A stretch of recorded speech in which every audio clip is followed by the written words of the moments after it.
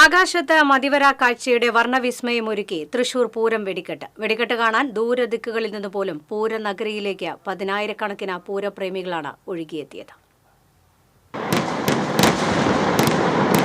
കണ്ണും കാതും ഒരുപോലെ അത്ഭുതപ്പെടുത്തുന്നതായിരുന്നു പൂരനഗരിയെ പ്രകമ്പനം കൊള്ളിച്ചുകൊണ്ട് ആകാശത്തരങ്ങേറിയ വർണ്ണവിസ്മയം.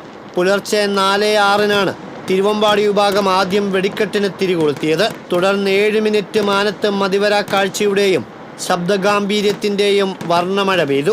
ഓലപ്പടക്കത്തിൽ കൊളുത്തിയ തീ പടർന്ന് ഗുണ്ട്, കുഴിമിന്നൽ, നിലാമിട്ട് എന്നിങ്ങനെ കത്തിക്കയറി അഗ്നിഗോളമായി കൂട്ടപ്പൊരിച്ചിലിൽ അവസാനിച്ചു.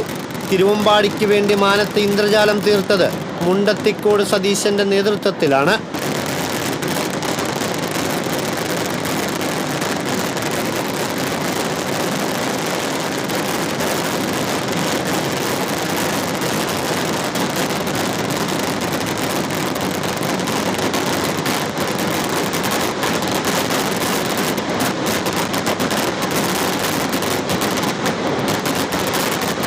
തിരുവമ്പാടിയുടെ പുലർച്ചെ വെടിക്കെട്ട് സമാപിച്ച് 1 മണിക്കൂറും 25 മിനിറ്റും കഴിഞ്ഞ് കൃത്യം 5:31 പാറമേക്കാവിന്റെ ഊഴമെത്തിയത്.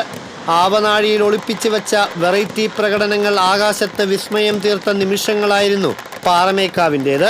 കോട്ടയം സ്വദേശി ബിനോയ് ജേക്കബാണ് ഇത്തവണ പാറമേക്കാവ് വിഭാഗത്തെ നയിച്ചത്. ആകാശവിസ്മയം കാഴ്ചക്കാരെ ഒട്ടും നിരാശപ്പെടുത്താത്തതായിരുന്നു.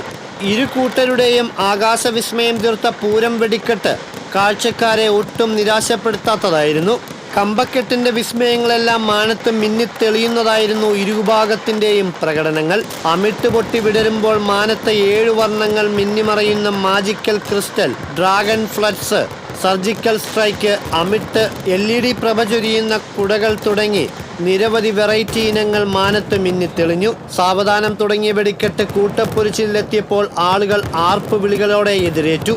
6 മിനിറ്റ് നീണ്ടുനിന്ന പാറമേക്കാവിന്റെ പ്രകടനം 5:37 സമാപിച്ചു.